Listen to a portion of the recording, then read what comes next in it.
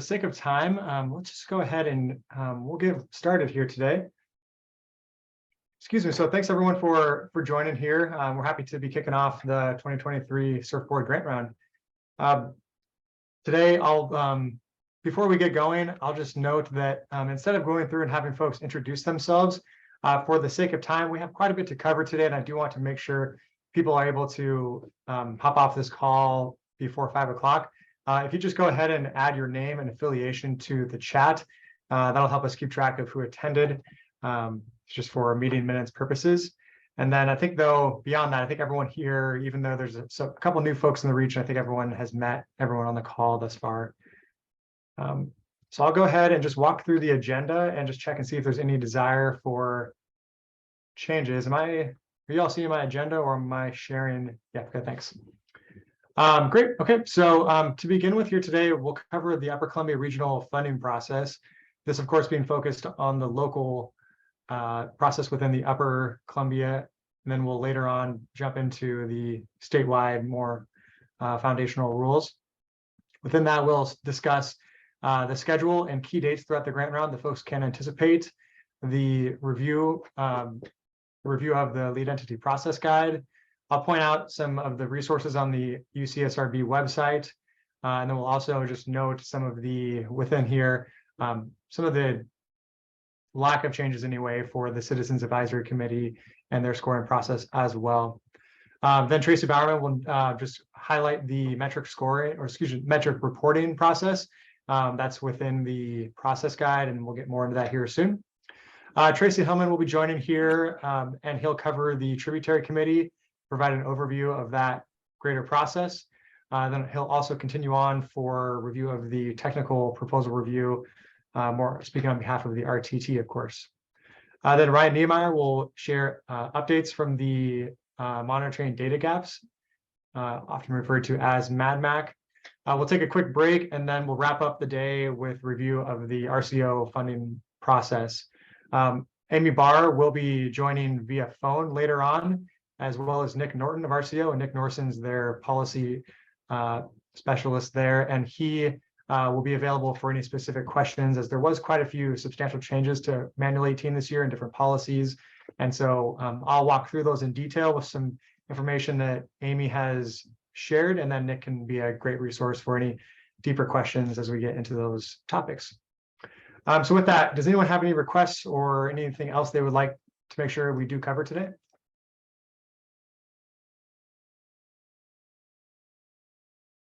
Okay.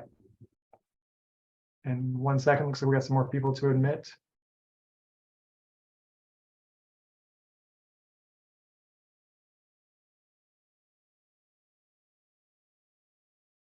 Okay, thanks for those folks who just joined.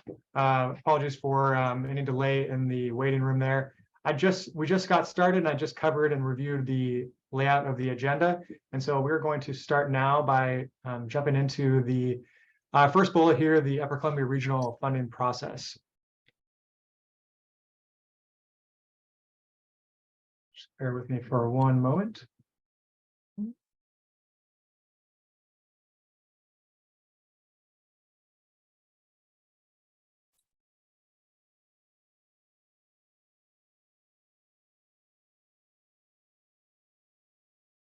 Okay, and Tracy, can you confirm you're still seeing my screen? Okay, thank you.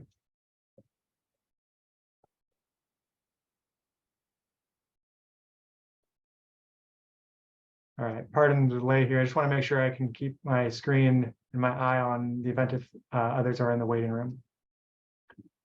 Actually, for this, you know what, Tracy, I'm going to make you host. If you can track that, that'd be great. Yep, I'll rehost you later. Thanks. Okay. Great. Okay. Well, as noted, yeah, we'll start this off and review the Upper Columbia process. And to begin with, I'd like to just start with a review of a really high level of the greater process within the region. So this is something that folks, if you've been through this grant round, you're aware of, but this would then here, working left to right, pick up basically in June. So the RTT will complete their review and scoring in early June. Those results are then quickly shared with folks throughout the region, as well as the Citizens Advisory Committee members. Then about a week or two later, both the Chelan and Okanagan County CACs will host presentations for sponsors that are proposing projects within their respective regions. And so these would be evenings. This would be separate events, of course. One is on a Monday, I believe. I'll skip the dates. We'll get those in a moment. But a Monday, Tuesday, Okanagan being on a Tuesday, and these would be in-person or virtual presentations. And it's that chance for project sponsors to really focus on elements of their proposals that are geared towards the Citizens Advisory Committee review criteria. Then following that, then as we get in towards later June, after those presentations, the committee members will have a chance to finalize the review and scoring, and then we will meet in here in what would be June 20th. To start that meeting, the separate Chelan and Okanagan County CACs would meet in with their respective groups, form their own rank list based on their scoring and review of proposals. Then that same evening, those groups join together, and there's an established process to form that joint regional ranked list. And so that being typically, or the process for that is that within Chelan County and Okanagan County, their top ranked project, whichever has the highest RTT ranking from their June review, becomes the first ranked project, and then that first ranked project from the other county becomes the second ranked project throughout the region. And that continues on down the list until we've either used up all of the funding or completed all of the projects and included all of them within that process. So like prior years, the Upper Columbia does receive about 10% of the statewide PACSER funds. And so every year at this phase, we don't really know exactly how much funding we'll receive based on what the legislature approves, but the minimum is approximately 1.8 million, and the upper end, based on what estimates for IIJA or the infrastructure funding that might be added to increase that a little bit, would be approximately 2.3 million for the grant round. That's again just for this year. I'll remind folks that last year we did have an extremely big grant round last year, and we had about $1.5 million left over that will carry over to this grant round. So depending on, again, how much we receive from PACSER for 2023, if we estimate that that's right in the middle, about 2 million, which is quite common, we'll be looking at a $3.5 million grant round this year. I will note that the Surf Board in December did finalize and determine that any additional infrastructure funding that happens to become available, if it does become available at all, that will all be funneled through the standard Surf Board grant round starting here today, that as opposed to a fall grant round like we saw last year. So here's just a really simplified layout of the funding timeline. Of course, I think everyone is aware of the Surf Board schedule and broken down by month, but this is more oriented towards the sponsors for their deadlines and then different key steps such as project tours, etc. So just to walk through this really quickly, of course, we're here at the kickoff up top. The next step here in the grant round will be the due date on March 10th, close of business for the regional pre-application, and that being completed and submitted via drop form. The second step here as listed would be RTT presentations. And so these would be, excuse me, I have a little bit of a sore throat, so pardon the clearing of my throat. RTT presentations occurring on March 29th and 30th. That again is that first chance for the RTT to better understand projects after they've had a chance to review them. Project sponsors having that chance to share their projects, and RTT from that do provide feedback and an initial scoring and assessment as to whether they, relative to other projects, are competitive or less competitive in the grant round, given the amount of funding available. These days, I'll note here, these will be entirely virtual all day the 29th and most of the day on the 30th.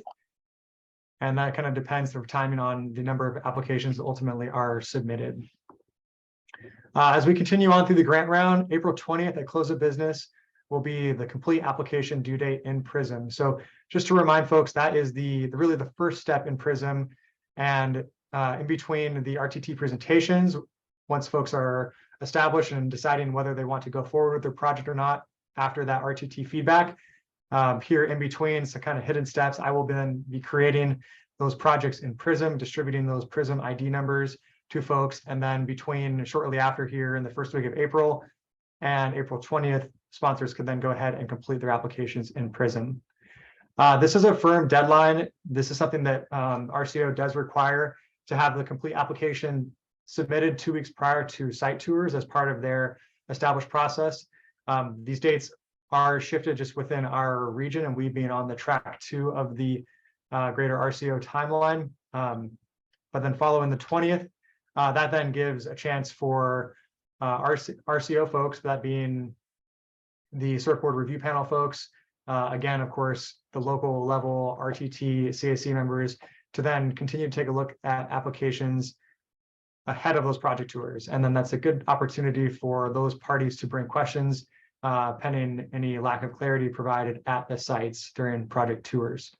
Those project tours here are slated for May 8th, 9th, and 10th. That's Monday through Wednesday.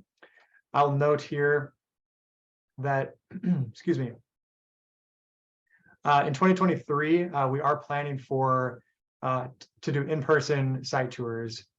That said, there will be an in-person presentation for those proposals that have limitations for parking access, such as or long hikes, etc. So that's an important set or thing to note. Presenters will be required to present in person. There will not be an opportunity for folks to present virtually. So if you are presenting a project, you or someone at your organization will be required to be there to present on behalf of that project. The amount of time, again, for each of these tours and even those presentations will be dependent on the number of applications that we do receive.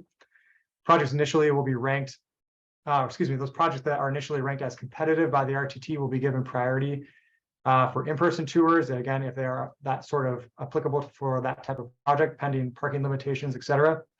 And then within the Upper Columbia process guide, there is some more guidance on basically the qualifiers and just making sure that folks are aware that basically we are not likely to be able to physically tour every single project. So do look at that guidance, and happy to reach out or happy to speak to any questions if you have any clarification needs there regarding site tours as that date approaches. Just a note here, right now, we are scheduled for May 8th and 9th to be the dates for scheduling the Wenatchee and Eniat Subbasin project tours, and then May 10th would be Okanagan County. Last year, we did receive some requests for that lower Wenatchee and Eniat portion to be scheduled on Monday to allow a reduced commute time for RTT folks and folks commuting down from Okanagan County. So that is scheduled and planned for the first date to be lower Wenatchee. So basically everything from approximately Peshafston downstream and Eniat Subbasin on the 8th, Upper Wenatchee sites on the 9th, and then again, everything in Okanagan County on the 10th. Dave, I'm gonna pause you right there because there's a couple questions. Jessica. Thanks, I did not catch those. There's one in the chat from Kristen, and then Chris has one too. Jessica, do you want to ask yours first?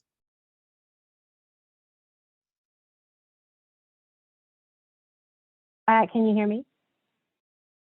We can, yeah. Okay. Okay.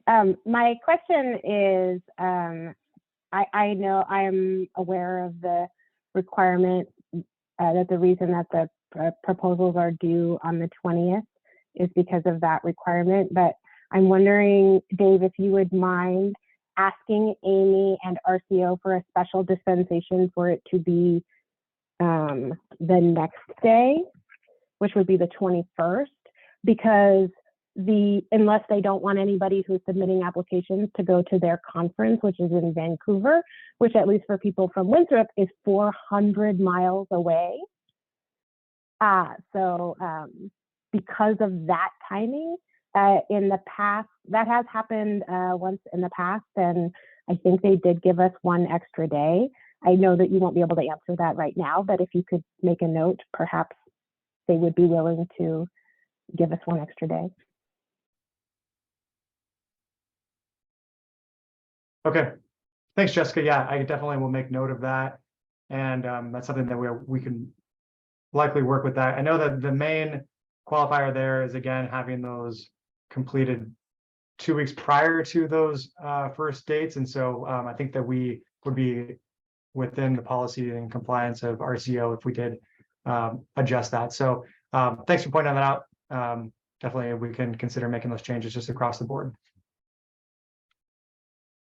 Awesome. And then Kristen asked if the RTT presentations, those pre-project presentations in March, are also in person, but those are scheduled to be virtual, correct? Yep, that's correct. Yeah, those will be virtual. So virtual presenters and viewers on that one, Kristen. And then Chris, go ahead and unmute yourself. Hi, everyone. Thanks. Dave, since you just identified the basins and the days of the field presentations, I was basically going to ask if the Wenatchee could go on the 10th. Not available the 8th or the 9th. We'll have to consider that. That one is, there's a lot of other limiting factors there with folks traveling from the west side of the state and also flying into Wenatchee. So if you did not have if you were unable to attend and present on the 8th, perhaps we could work that out for the 9th, and or we'd have to plan for virtual. Okay. Yeah, it's I've already got conflicts for the 8th and 9th. I can tell you that.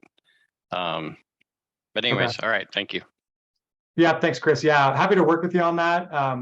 We can be flexible with other folks presenting, but that is pretty tricky if we were to flip-flop those, just having people commuting back and forth between the different counties, different dates. So yeah, we can consider that, but I think most likely we'll probably have to arrange something for a virtual presentation or someone filling in for you.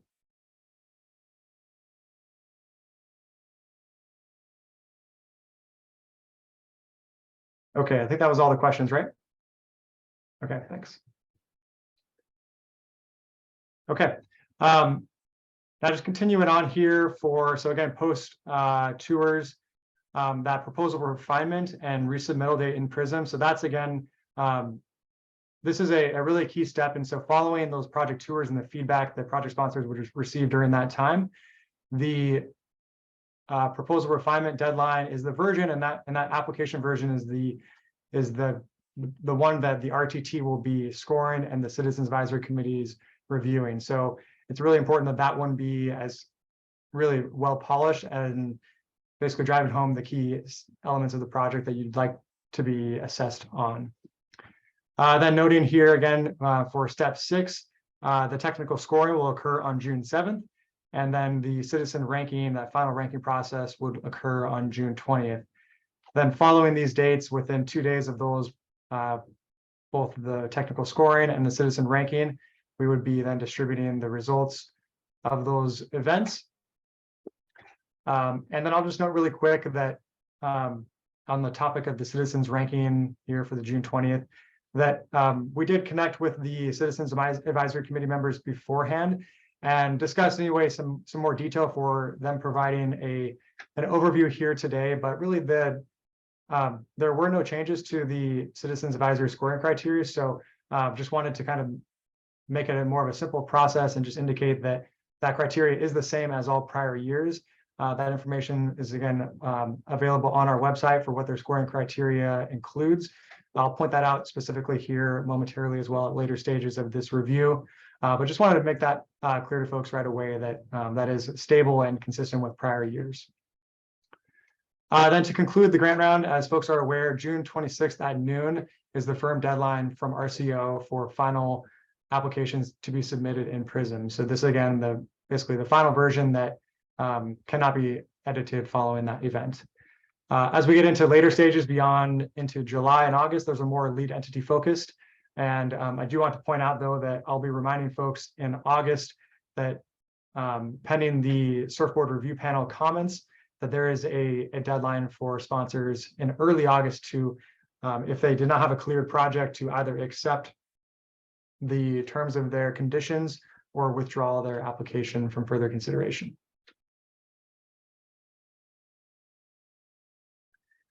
So now I just want to do a quick review, super high level of the process guide. So the schedule and process guide are aligned and use consistent terminology. So everything should line up, and it's again very consistent with prior years. do feel free to reach out to me at any point for clarification and at any different steps, expectations, etc. The process guide is largely the same as 2022. This 2023 process guide changes provided clarification of expectations at each stage. So there are a couple different things that say the surfboard tour steps and or metric reporting or RTT steps that there was some revamped and kind of better guidance provided for folks. So do take a look at that. That is intended to be a very helpful and guiding resource for folks throughout the greater grant round process. The pre-application jot forms can be submitted ahead of March 10th. So if at any point you want to complete that or you're complete, go ahead and submit those. If it's ahead of the 10th, go ahead and just let me know via email that is submitted in its final version. Final version as in between now and the RTT meeting, of course. If you're submitting a request for funding from the BPA programmatic, we will see that the BPA funding entry is listed in the jot form. Though do reach out to Sarah Walker to ensure that she's aware of your intent to pursue BPA funds. I think likely folks would have already done so, as really kind of the first step is reaching out to Sarah for a conversation and guidance about that process, and then she'd be directing you towards the jot form for more detailed documentation of what you'd like to pursue from the programmatic. Here, I'll also note that last year in 2022, RCO did revise their access, and so they have that SAW account or Secure Access Washington requirement. If you are newer to the region or if you did not participate in this process last year, do reach out to me and I'm happy to connect you with the right people at RCO to make sure you get both SRP and PRISM access. It's a really simple process and they can just send you some activation codes once prompted. And then also I'll note here that I will, as I noted earlier when discussing the surfboard schedule, that following those RTT presentations, I will be creating projects in PRISM and distributing those project ID numbers to each of the sponsors and applicants so that they can then go ahead and complete their applications moving forward for the latter steps in PRISM. So there's of course a lot more and many more steps within this greater process guide. Again, I think most folks are quite aware of the process, so I won't really go into much more detail. Do take a close look at that. And again, feel free to reach out with any questions or needed clarification. Let me just make sure there's no questions. Okay, great.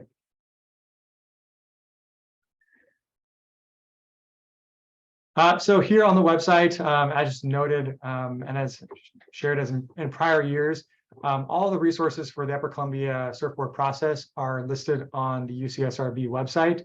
This includes the process guide, the surfboard and trib schedule, RTT pre-proposal and full scoring criteria, so that being the different stages of the scoring criteria that RTT considers. The CAC ranking criteria, you'll also find online the link, which is active right now for the pre-applications. Additionally, you'll find Manual 18 and links to all other RCO documents, which are really foundational and should be definitely reviewed closely by applicants this year and in all years. Really quick, just to point people in the direction of these resources on the website. Here, pictured is the home screen. If you select what we do, and then from the what we do tab under funding opportunities, if you select the Salmon Recovery Funding Board tab, this will then open up a separate page. If you scroll down a little bit, you'll find various tabs. Here, located under application materials, is the link for the regional project pre-application. Feel free to jump into that at your earliest opportunity. And again, if you see anything you have questions about, I'm always here to assist folks throughout that process. Okay, and now still working within some of the boundaries of the process guide, we do want to go ahead and clarify the steps for the metric tracking protocol, and this being the Appendix B of the Upper Columbia process guide. So Tracy's actually going to discuss some of these details, and Tracy, I can go ahead and just display the process guide if you'd like me to scroll through that for a moment. That'd be great. Thanks, Dave.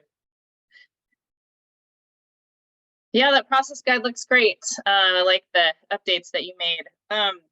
So this is just your friendly public service announcement. When you go ahead and when you're entering a project in PRISM, to please fill out all of the PRISM sections completely, even in your early application. And that includes your proposed metrics. And by metrics, I mean things like if you're doing a restoration project, you might have acres of floodplain reconnected, that sort of thing, or a number of barriers removed. And even if you don't know exactly what your final accounting is going to be, it's really helpful to get those in the system from the beginning. And so the process for doing that is outlined, is detailed in Appendix B of the process guide that Dave is showing here. Go ahead and scroll down and to right there. Perfect, Dave. So the metrics that we as a region are all required to track are listed in here. And so you can see that if you have a design, monitoring, or assessment project, there's no metric reporting needed. If you have an acquisition, easement, or lease project, there's 3 required metrics that are shown there. So for example, miles of stream bank and or shoreline protected. For restoration projects, then you have a whole list of sort of sub bullets. So if you're doing a fish passage improvement, there's the 3 metrics listed there. And if you're doing a fish screening project, there's the 2 metrics that Dave's showing on the screen. And so it really helps us to get these in the system from the beginning. If you don't, along with all the other info that you put in PRISM, if you don't, you'll get a friendly reminder from Dave. And then if you don't put them in at that point, you'll start getting hassled by either myself or Chantel. These are all requirements actually for us to continue to get the funding that then feeds into the surfboard grant rounds. These all get rolled up into larger PAC-SURF metrics that get reported back to Congress. And so that's basically how they justify us continuing to get this money. So I really appreciate people putting those in there. There are additional metrics that you're welcome to add as well. These are just the ones that we are required to track.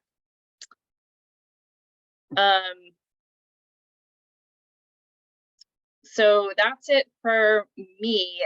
I'm just going to make a sort of an aside note. In the past, we have asked sponsors to put these metrics into the Salmon Recovery Portal individually for each sponsor to do that for projects that didn't go through PRISM. So we still have to keep track of all of these metrics for non-PRISM projects. And at least for the time being, UCSRB is going to do that because RCO is still going through this process of updating that giant database. And so there's just a lot of changes that are happening in the inner workings of the database. So we will continue, Dave or I will continue to heckle people at the end of each year to get summaries of the projects you completed, and these, in particular, these metrics that we're tracking. So those are all outlined in the process guide. Any questions about any of those for me?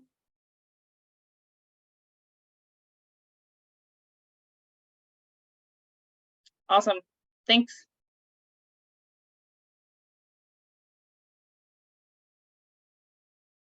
Great, thanks, Tracy.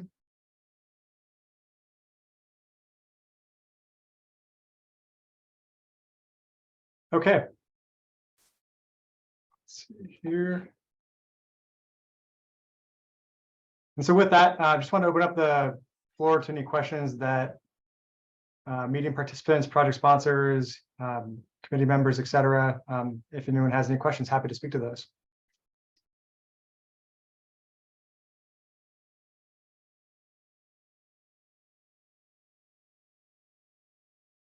Dave, this is Kristen. I've got a question for you about monitoring funds and what that looks like this year, especially with the remainder from last year and potential additional funding. Okay, go ahead. I'm just curious what the amount is this year, what that's going to look like, and if the percentage is going to stay as it has been in the past, even with that increase or not. Okay, yeah, thanks. It is consistent with prior years. There is that does to note that does require a separate application process, or basically to note that, of course, in the PRISM phase.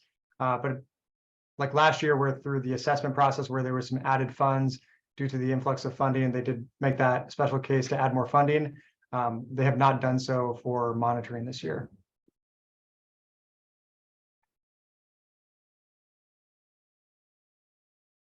Does that clarify for you, Kristen? Sorry if that's not enough detail.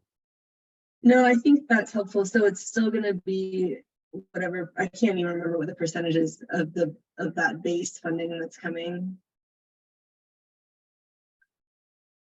Correct, yeah, and have to clarify what that percentage is as well. I can follow up with you and folks following this meeting just to clarify what that specific guidance in Manual 18 is. But that was one that they did not make significant changes there. And if there were, I could clarify with Nick Norton here later, or Amy Barr once they are able to hop on later on. Okay, yeah, and if just also if you know if that same percentage is going to apply to the funding that came from last year to that additional 1.5 million or whatever that was. But I can check back in with you on that. Okay, great. Yeah, Amy will be hopping in here a little bit later, and so she can likely speak to those specifics. So yeah, if not here today, I can definitely follow up with you here tomorrow. Okay, thanks, Dave. Yeah, you bet.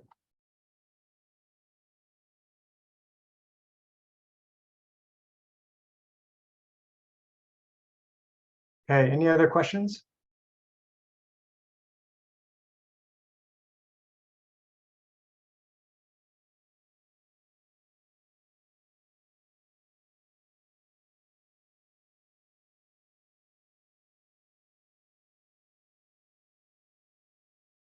Okay. So here looking at just going to pop the agenda back up. So we're a little bit ahead of schedule, about 10 minutes ahead of pace. I actually don't see Tracy Hillman online yet. Am I overlooking you, Tracy, if you're on?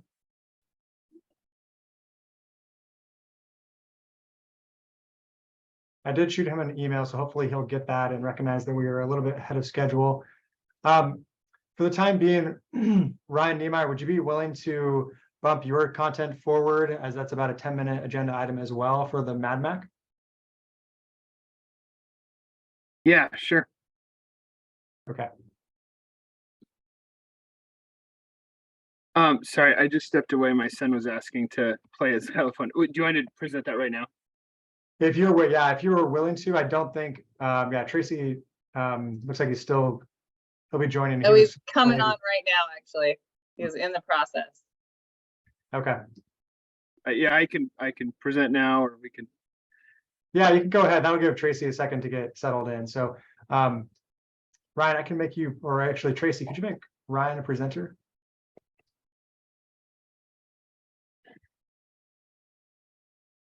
Sure, just give me one moment. I just had a slide just to review things. And just pull up the data gaps list as well. Okay, there we go. All right. Let's see. Brian, I think you can just go ahead and share. Cool.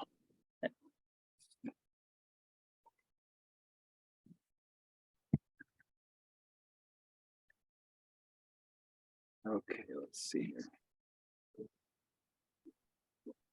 All right, so here's the data gaps list. Not a whole lot of updates this year. Let me just go over to my slides real quick. Bring them over here. Yeah, that's the MadMac data gaps list. And then here, let me just pull this up. So just a few, just want to review a few updates to the MadMac data gaps list. So made a few updates to the prioritization tab. Again, if folks remember, they actually decided not to include new data because they didn't want to change up the reach rank. So not a lot of shifts necessarily. There's a few, go over the prioritization tab, a few reaches added due to the cutoff for being older than 10 years. So, and actually that's something I want to point out. I added a few columns if folks are looking at this tab. Sorry, my son's trying to be a xylophone musician in the background.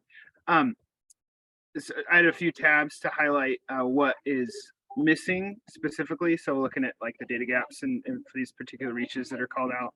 And so I added these columns so you can see, is it, you know, in stream habitat, is it riparian, is it floodplain, as well as that. If you remember, this was instituted last year, the MEDMAC decided that if data is older than 10 years, they consider it a data gap. So just added that column as well, so folks can see, you know, if it's due to that.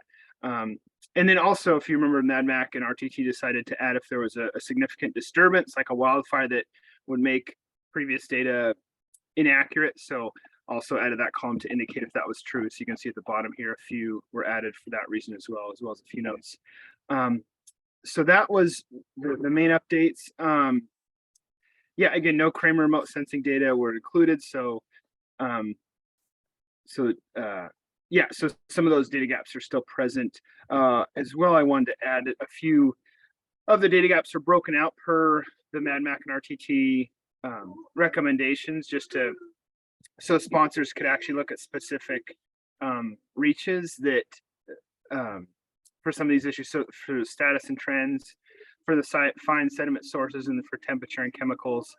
This was a single data gap in the primary tab here, and I pulled those out and kind of highlighted specific reaches that sponsors could focus on if they had want to submit a proposal for that. But anyway, yeah, that was the main updates I want to talk about. Not a ton of shifts, but I just overviewed the main ones. So yeah, if there's any comments or questions, let me know. Oh, and also, yeah, just uploaded the new data gaps list. It's on our website. If you just search UCSRB MEDMAC data gaps list, it should the page should pop up and you can download it there. So yeah, if there's any questions or comments, I'm all ears.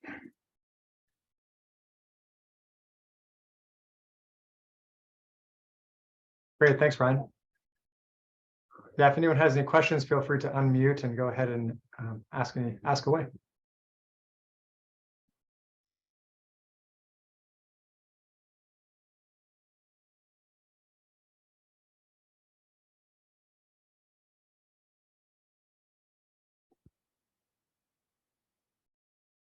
Okay. All right, well, thank you, Ryan. No problem.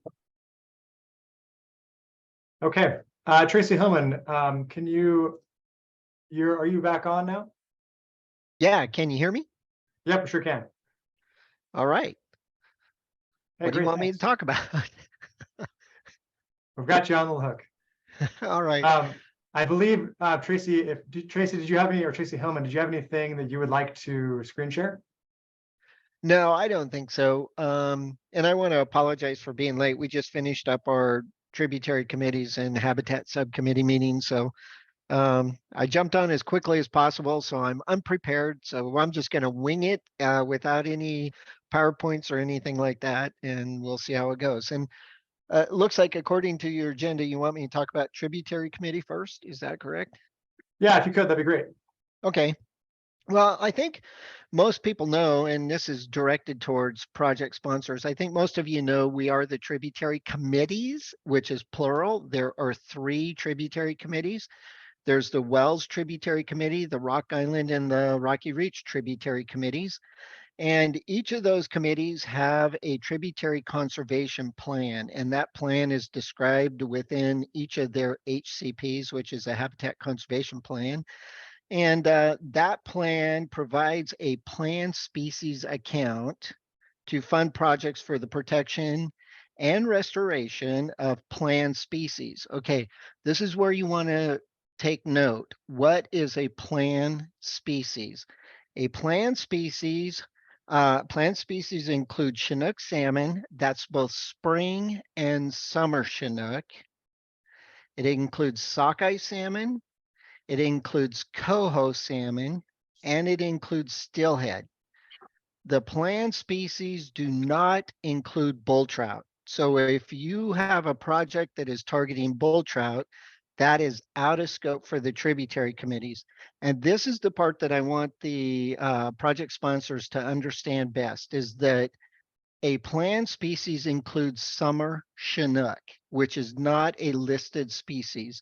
And oftentimes the tributary committees receive an application from a sponsor and they only focus on the ESA listed fish, which are plant species except for the bull trout. And sometimes those projects are located in the lower portions of rivers like the Wenatchee or the Methow. And when the committees review those, when it's targeting spring chinook and steelhead in the lower Methow, for example, you will often hear Justin Yeager say, why this project here and now? And I think some of you have probably heard him say that.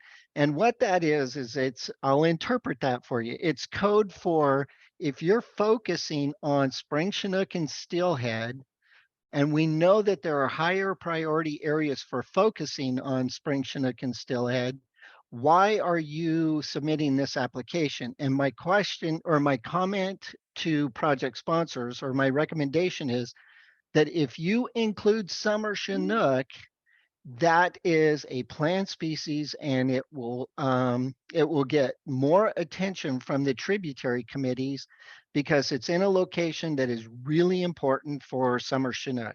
So this is specific to project sponsors. If you include summer chinook in an area or you're proposing a project in an area that is important habitat for summer chinook, then make sure you highlight that. That's very important.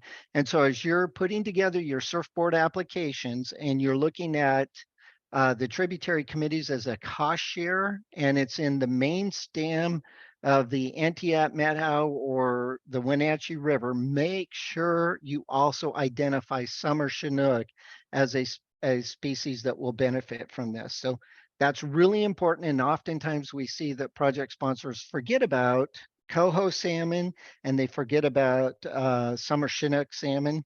And they only focus on the spring chinook and steelhead. And the tributary committees want to see projects that address those other plant species too. So that's just an FYI. Let's see. The cool thing about the tributary committees is that they accept the surfboard application.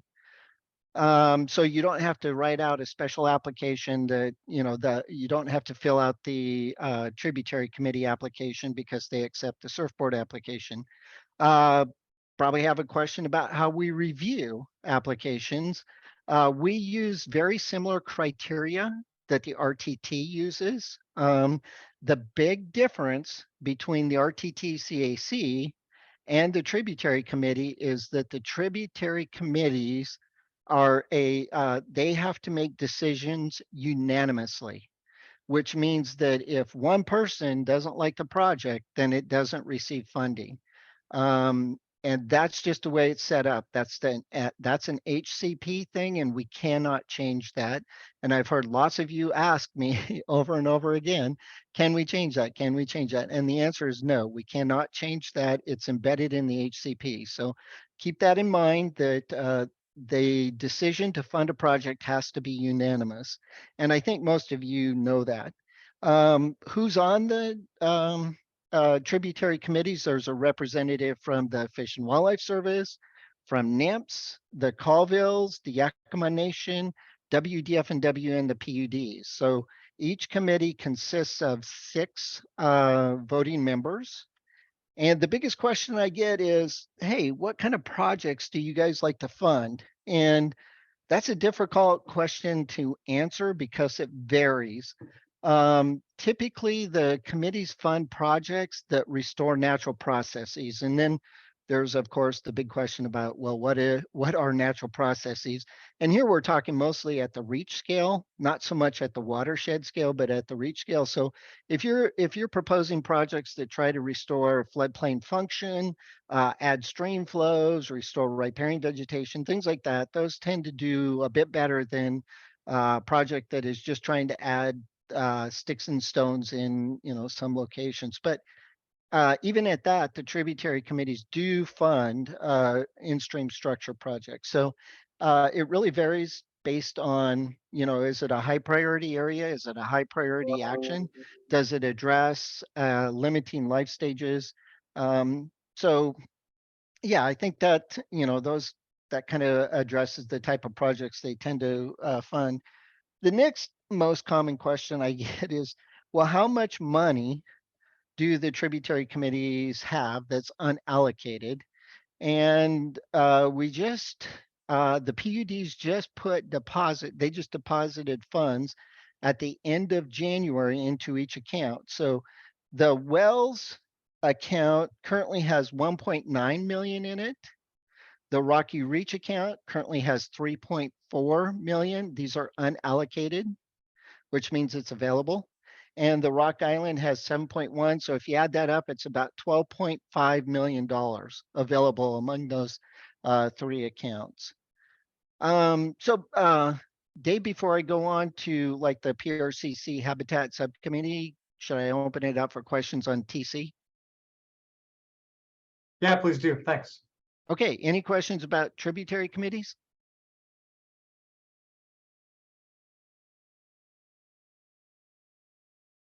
All right, doesn't look like it. So I'll fumble on with the PRCC Habitat Subcommittee. So that's a group that as long as I've been associated with these groups, this is one that rarely, if ever, receives an application as a cost share and surfboard applications. But I'll remind the project sponsors that you are certainly welcome to use the PRCC Habitat Subcommittee as a cost share.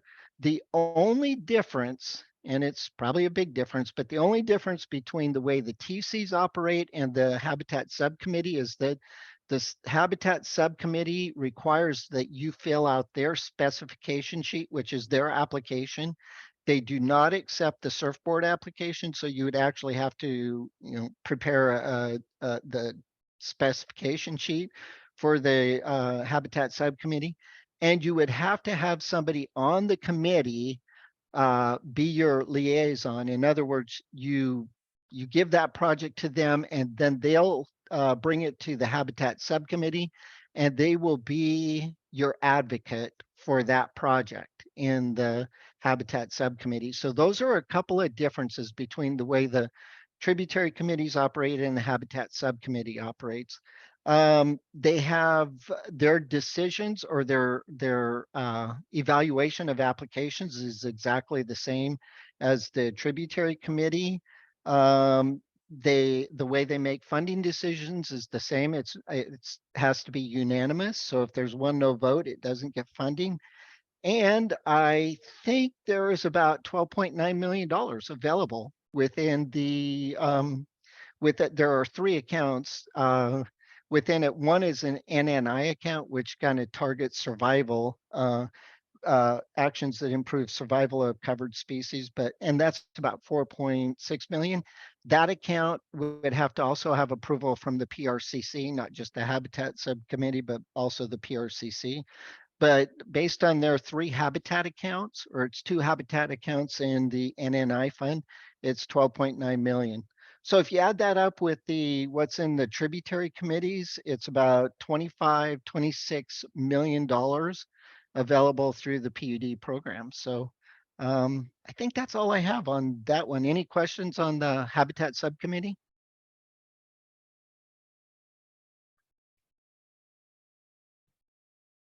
Well, Dave, this is too easy, or else my microphone isn't working. You're doing great, Tracy. Thanks. You're knocking it out of the park. All right. You want me to move on to the RTT stuff? I think so. Yeah. If there's nothing else to share, that'd be great.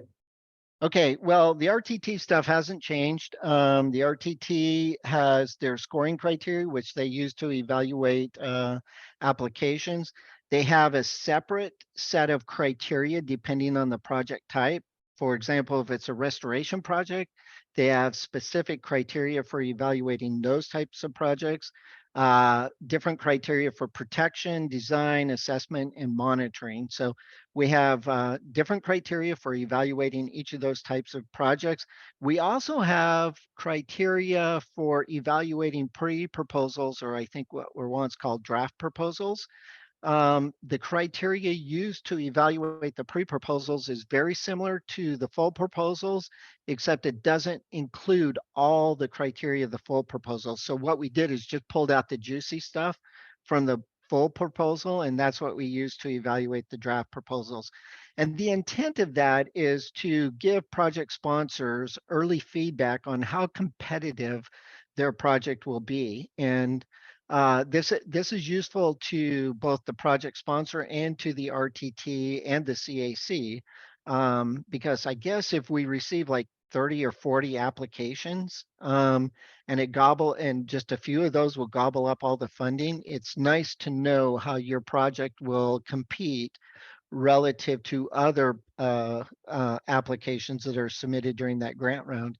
And so hopefully it helps weed out some of those projects that will not be competitive this year. And that way project sponsors don't have to spend a bunch of time trying to, improve their or prepare their full proposal. And it benefits the RTT because and probably the CAC, because we have a limited capacity to evaluate all those applications. And in the past, we kind of determined it's probably around 20 applications we can effectively review and final applications. So, if we can whittle it down to about 20, then that will serve the RTT and I think the CAC well. On the other hand, if there's plenty of funding, we have to force ourselves to, make the extra effort to evaluate all those applications. If the value of each application or the sum of those applications is less than the allocated amount for the region. So that's something that you've heard me talk about in the past, so that shouldn't be anything new. And I think that's it. The RTT focuses primarily on biological benefit, and we pass our scores and our comments on to the CAC, and then they evaluate it based on the other metrics that they use, like social effects, economic effects, and things like that. So that's really all I have for the RTT, unless there are some questions.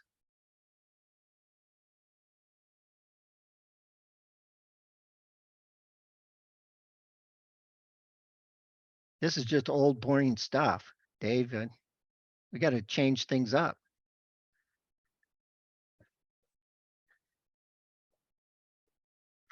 I think Dave thinks enough was changed up last year for him. It's probably What's nice. that? I think Dave probably feels like enough was changed up last year for him. Maybe once he's ready for a boring grant round.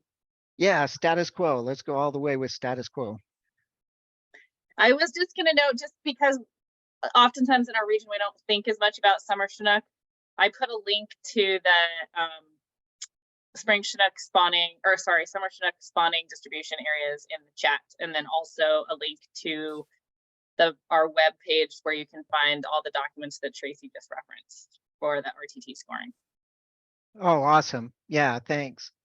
Yeah, and just to kind of hit on that summer Chinook thing again, there's nothing wrong with an application for focusing on steelhead and spring Chinook, provided you're kind of focusing on, maybe winter habitat conditions for spring Chinook and steelhead. Now, steelhead do spawn in the lower portions of rivers, and so there is a link there. But when it comes to tributary committee applications or funding from them, do not forget about the summer Chinook, because they can really benefit from restoration actions in the lower portions of rivers.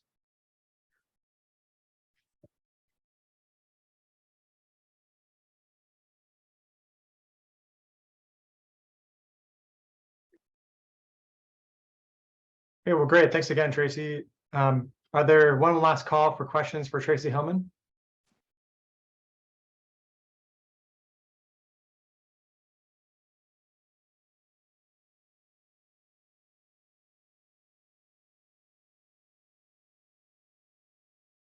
Okay, great. Well, we are really moving quickly. We're quite ahead of schedule. We are nearly an hour ahead of schedule, in fact. So Tracy Hillman, thanks for your efficiency. You really rocked that one. We'll plan for less time next year to keep us closer on track. So thanks again, though. I think let's stick with our planned break here. So let's just go ahead and plan for rejoining at 3:05. At that point, Amy Barr and Nick Norton will be on the line. Actually, Nick, I see that you just popped in. Thanks, Nick, for joining. During that discussion, we'll discuss again, that state funding process from the RCO perspective. And then Amy and Nick will be available for more specific questions. So we'll rejoin here at 3:05. And looks like we'll be wrapping up here certainly by approximately 4 o'clock. So thanks, everybody, and we'll be back here in about 7 minutes. Hey, Amy, I wanted to do a quick sound check because I have seen that you've been having a little trouble getting on. Can you hear me? Yeah, I can hear you. I was actually in a dead spot driving, Tracy, so Okay. I just had to call in a couple of times, but I think that we're at least getting closer to civilization, and Okay. we'll be able to stay on. So thank you for checking. I appreciate that. Yeah, and we can hear yeah. you also. Thanks for logging on from the road. Yeah, no problem. My pleasure. I'm glad I had a driver, so it all worked out.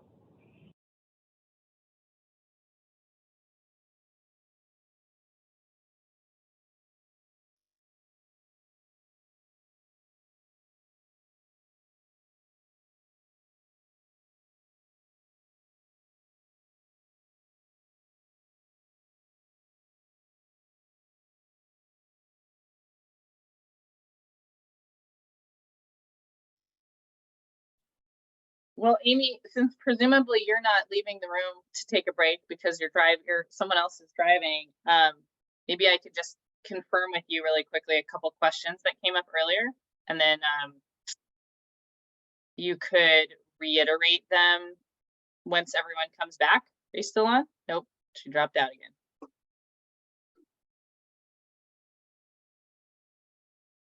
And Tracy, I did pull up those the key points in Manual 18 that Kristen was speaking to. I can just copy and paste that into the chat as well, and then we can discuss that towards the end. I did that for you, but I did that so you could reference it and maybe have Nick just double check that the interpretation is correct, because I noticed in the first one, there's actually a word missing. Nick, if you're listening, there's the regional. Hey Nick, thanks for joining. Yeah, sure. There's a word missing in Manual 18 that I think is supposed to call it Upper Columbia. And it just says Columbia, but I'm pretty sure that's meant to be us. So that identifies us as falling as one of the regions that has the 200,000 capped for assessment projects. Well, send it along to me and we can get it up. Yeah, we can basically incorporate it into what's on the website. It may have just been like a sort of technical verbiage oversight on our end from past years or something like that. So yeah.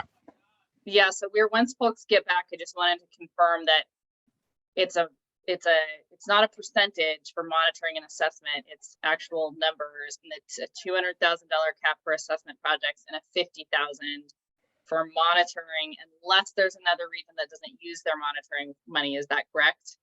Ooh, I'm gonna look right now. Good thing I have 5 minutes. 3 minutes. I'm new enough that I didn't dive into that during the update process this year, so I'll take a peek.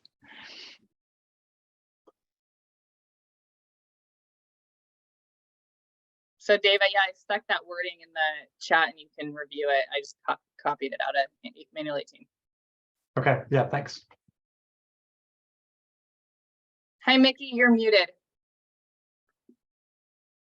I was late, so anyway, I was late. I heard the end of Tracy's. And at least according to the agenda, you were going over to the schedule and so on. And I know where the process guide is and all of that. So, but if I have questions, we may actually have a project or two this year. I will give you a call, of course. That's exciting. We love to see projects from you. And I saw, Dave was there, you weren't, Tracy, but I tripped over your office a few weeks ago when I was actually going in to see some folks at JDSA. And I said, what, the Upper Columbia Board is here? I didn't know that. So that's nice. Stop by anytime. Yeah. Are you there or are you at home? I'm at home with a sick kid. Oh, okay.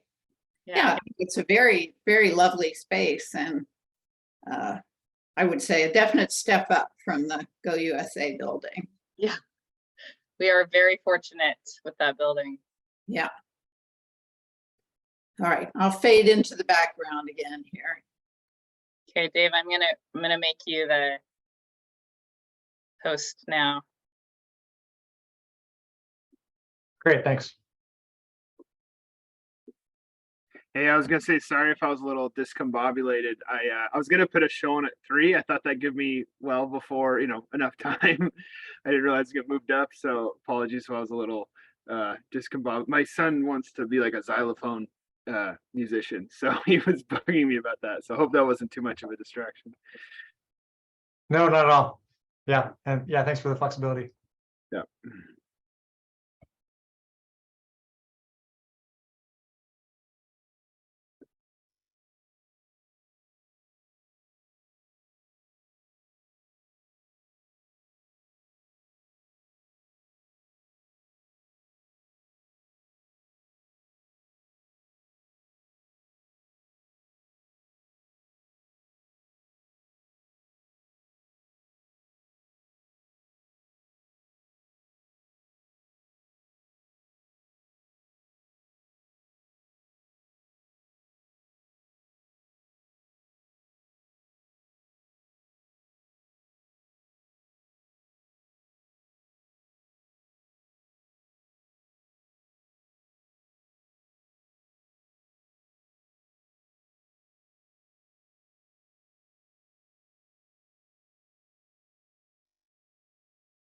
Okay, well, we have reached 5 after, so hopefully folks got quick little break in there. So again, now I'll reshare the agenda quickly.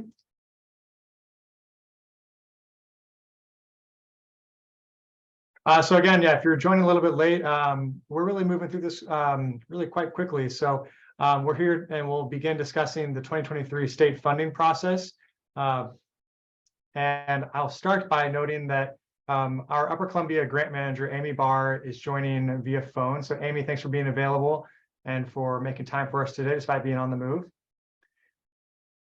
And then also Nick Norton of RCO, who's their policy. Nick, actually, do you want to introduce yourself to folks? I don't think you've met most of the folks up in the region. Yeah, I see a couple of familiar names out there, so good to see everyone. I'm Nick Norton. I'm a relatively new policy and planning specialist with the Recreation and Conservation Office. So I think moving forward, one of my big roles is going to be kind of carrying the water, or I guess being the coordinating backbone for the annual Manual 18 process. So really trying to reach out to stakeholders and do that work and kind of hear what is coming through different channels and look at, kind of plan those updates and tweak things as needed, whether it's coming from sponsors or our technical review panel or grant managers or the board, kind of being the through line for that process. So happy to be here. And maybe just a super quick note on that front is that, I'm hoping to be doing as best we can at RCO to have an active dialogue about Manual 18 and that process and things that we're thinking about, so if there are other ways or venues or times where I can support that, or if there's a group of you that, want to talk through things as we get towards the fall where we start looking at things and running through the board, I'm very happy to be available and kind of try and have that connectivity and back and forth as early and actively as possible. Because we're kind of shifting how we do that work a little bit, in that now I have some pretty dedicated policy capacity for that work where we didn't necessarily before. So just an open invitation to all of you, whatever makes sense. I'm very much available to talk and learn and hear your thoughts. So sorry, that was probably more than you were bargaining for, Dave, but here I am. Thanks, Nick. No, much appreciated.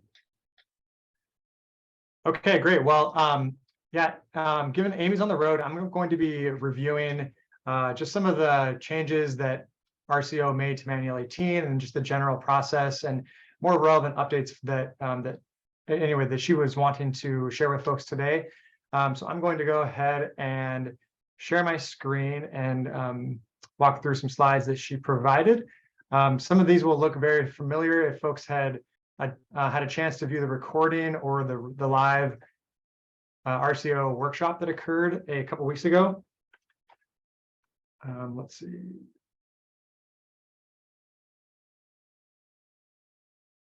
Okay, and Tracy, are you seeing the agenda right now? Okay. If anyone has any questions throughout this process, do go ahead and just unmute. When presenting these, I kind of lose view of the Zoom participants. So I'll go ahead and start from the top here.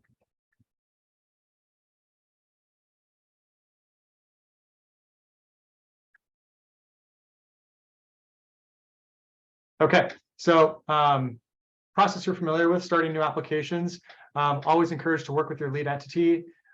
With the Salmon Recovery Portal, that of course being the process in which we'll start the grant application or the grant initiating the project in SRP.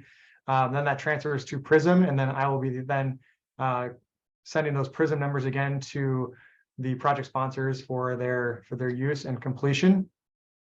If at any point, always ask your grant manager, and Amy is always available and helpful for folks, any questions you might have. Okay, so in terms of what's new for 2023, there are a couple of changes that went into effect, and this largely being one for acquisition projects. RCO has new rules around the acquisition of uplands, and they clarified guidance on what uses are allowed on properties acquired using surfboard funds. A couple of changes impact design and restoration projects. And finally, RCO clarified the process for seeking cost increase through the grant round. And those items we'll cover more in detail here going forward. The first change relates to the policy of acquisition, to the policy on acquisition of uplands. RCO clarified that if you plan on acquiring a property with more than 50% uplands, you'll need to provide more than 15% match. Manual 18 provides guidance on how to determine your upland acreage versus how to quantify other habitat types, such as wetlands, lakes, riparians, and other associated buffers. This guidance can all be located within Appendix L of Manual 18. RCO updated the manual this year to provide some clarity about what is and is not allowed on surfboard acquired properties. All RCO funded fee simple properties must be open and available for public use unless otherwise approved by RCO as an exemption. However, public use on surfboard sites is generally limited to low impact, passive recreational and cultural uses consistent with the salmon recovery purposes and consistent with the deed of right. Over the years, RCO allowed infrastructure to remain or be built to facilitate recreation or restoration on the site. This new policy clarifies what new or existing infrastructure is allowed, and these would include unpaved parking and associated access roads, trails and paths, fencing and gates, signs and kiosks, benches and tables, and or maintenance structures. There's more detail about these allowed uses in the section titled Public Use Infrastructure and Manual 18. During the application process, discuss your plans for any development with your grant manager, Amy. RCO will need to review any plans in accordance with this policy. RCO clarifies that although some infrastructure may be allowed, it may not be eligible for reimbursement. Reimbursement is allowed only if it's listed as an existing eligible cost in one of RCO's manuals, that being Manual 18, Manual 3 for acquisition, or Manual 5 for restoration.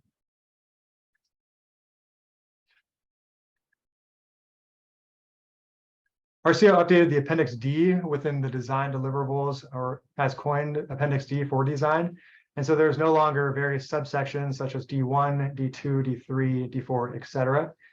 There's now simply a project deliverables table and descriptions that follow. RCO changed the name of design build to field fit to better describe what it refers to in this context.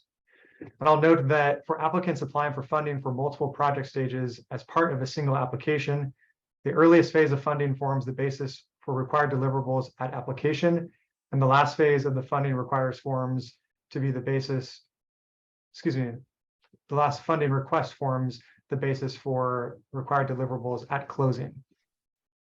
Hey, Dave, do you mind if I add a little color on this one, just in case? Please do, thanks. Yeah, I just note, our goal in updating the design deliverables table was to provide a lot more detail for both grant managers and applicants or sponsors to understand, how to manage a project, because there's more detail about when the different deliverables would be required, because we got a lot of questions about that through the process.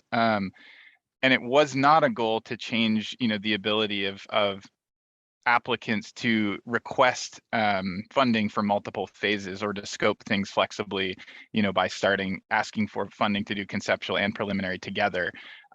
So I just wanted to maybe reiterate that, interpreting the table in the context of multiple phases, gets a little tricky. It always was before, and there's more detail. So just work with your grant manager to kind of make sure you understand that. But the goal was not to, create more sideboards on how you would scope or your flexibility to scope it based on your on the ground needs. So just wanted to make that clear. Thanks, Dave. Yeah, thanks for that clarification, Nick. Okay, so moving to design-only grants. RTO responded to the rising cost and sponsor request to raise the amount of funding you can request